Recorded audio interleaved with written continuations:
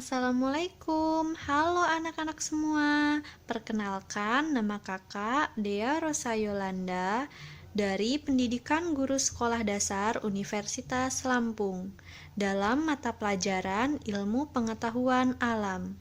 Nah, bagaimana nih kabar kalian hari ini? Semoga sehat-sehat semua ya dan dilancarkan segala aktivitasnya. Jadi, hari ini kita akan belajar tentang materi yaitu perkembangbiakan tumbuhan secara generatif. Baik, untuk cara penggunaan media yang saya buat ini, yang pertama namanya adalah Smart Book. Jadi yang pertama itu guru menjelaskan mengenai perkembangbiakan tumbuhan secara generatif. Langsung saja kita ke materinya ya. Yang pertama, kita akan belajar tentang perkembangbiakan tumbuhan. Perkembangbiakan tumbuhan itu ada dua jenisnya.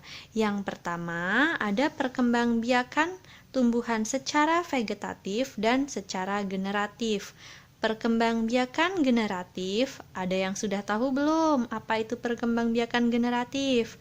Ya, perkembangbiakan generatif artinya perkembangbiakan makhluk hidup atau di sini kita sedang membahas tumbuhan yang terjadi melalui perkawinan atau penyerbukan. Yang dimaksud perkawinan itu adalah bertemunya sel jantan dan sel betina, sehingga nantinya akan mengalami yang namanya penyerbukan. Kemudian, ada perkembangbiakan secara vegetatif. Ada yang sudah tahu anak-anak apa itu perkembangbiakan secara vegetatif? Baik, jadi yang dimaksud dengan perkembangbiakan secara vegetatif adalah perkembangbiakan makhluk hidup yang terjadi tanpa perkawinan ataupun penyerbukan. Jadi, perbedaannya cukup jelas ya, kalau perkembangbiakan secara generatif itu melalui perkawinan dan penyerbukan, dan jika vegetatif itu tanpa perkawinan dan juga penyerbukan. Sudah jelas ya? Nah, untuk pertemuan kali ini kita hanya membahas tentang perkembangbiakan tumbuhan secara generatif ya. Perkembangbiakan generatif atau secara generatif itu melibatkan tumbuh-tumbuhan yang berbunga. Jadi, perkembangbiakan secara generatif itu hanya dialami oleh tumbuh-tumbuhan yang berbunga. Melalui apa, anak-anak? Yaitu melalui bunga. Pada bunga itu disebut adanya proses penyerbukan. Ada yang sudah tahu apa itu proses penyerbukan? Baik, penyerbukan itu adalah bertemunya sel jantan dan sel betina untuk menghasilkan pembuahan atau penyerbukan, artinya jatuhnya benang sari ke kepala putik. Lalu kita akan membahas alat perkembangbiakan secara generatif pada tumbuhan, yaitu bunga. Jadi kita akan mempelajari bagian-bagian dari bunga. Nah, di sini kakak sudah menyiapkan media pembelajaran, yaitu Smart Book tentang struktur bunga. Bisa kalian amati ya anak-anak. Nah, yang pertama itu ada tangkai bunga. Ya benar, di sini ada tangkai bunga. Jadi, tangkai bunga ini menghubungkan bunga dengan batang, seperti yang anak-anak lihat ya, atau juga tangkai bunga berfungsi untuk menyokong pertumbuhan bunga ini agar tetap berdiri. Dan selain tangkai bunga ini, ada juga yang namanya dasar bunga. Dasar bunga ini bisa kalian lihat ya di tanda panahnya. Ini, ya benar. Dasar bunga adalah bagian ujung bunga yang agak membesar. Ini merupakan bagian ujung tangkai bunga yang agak membesar. Dia di atasnya tangkai bunga. Ya benar kan, di atasnya tangkai bunga. Kemudian ada bakal biji. Ya benar, di sini ada bakal biji yang berbentuk lingkaran, ini namanya bakal biji.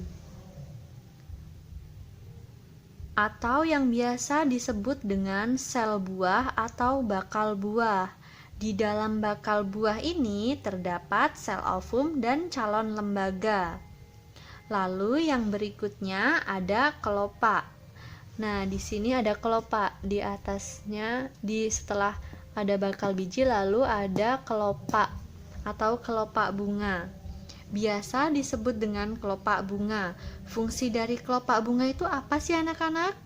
Fungsi dari kelopak bunga melindungi mahkota bunga ketika masih kuncup dari serangan hama, baik itu ulat, wereng, maupun yang lainnya. Lalu yang berwarna ini adalah mahkota bunga. Jadi mahkota bunga itu fungsinya untuk apa? Hayo anak-anak.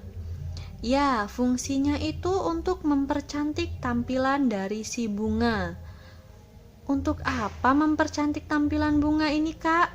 Yaitu agar serangga-serangga tertarik untuk melakukan atau membantu proses penyerbukan. Paham ya sampai sini anak-anak? Dan selanjutnya yaitu ada benang sari. Ya benar, yang ini namanya benang sari. Yang atas ini namanya kepala sari dan ini namanya benang sari. Bisa kalian lihat tanda panahnya ya anak-anak. Dan fungsi dari benang sari itu apa sih, Kak? Yaitu alat perkembangbiakan jantan. Kemudian yang terakhir itu ada putik. Yang mana? Ayo putik. Iya benar, putik adalah ini. Yang ini namanya kepala putik. Nih, kepala putik dan yang di sini adalah tangkai putik. Jadi keseluruhannya itu disebut dengan putik. Jadi fungsinya putik ini untuk apa anak-anak? Ya, putik ini merupakan alat perkembangbiakan pada betina pada bunga. Jadi si putik ini nantinya akan mengandung, istilahnya mengandung bakal buah atau bakal biji. Nah, seperti yang kakak tadi sebutkan ya anak-anak, penyerbukan itu merupakan jatuhnya benang sari,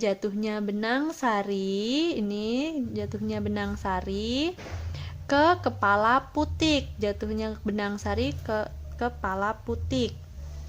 Nanti setelah jatuh dia akan menuju ke sini dan terbentuklah bakal biji. Di sini ya bakal biji, benang sari ini tadi terbawa angin lalu ke kepala putik dan menuju ke sini lalu ke bakal biji atau bakal buah. Nah, untuk proses penyerbukan kita bahas di selanjutnya ya anak-anak.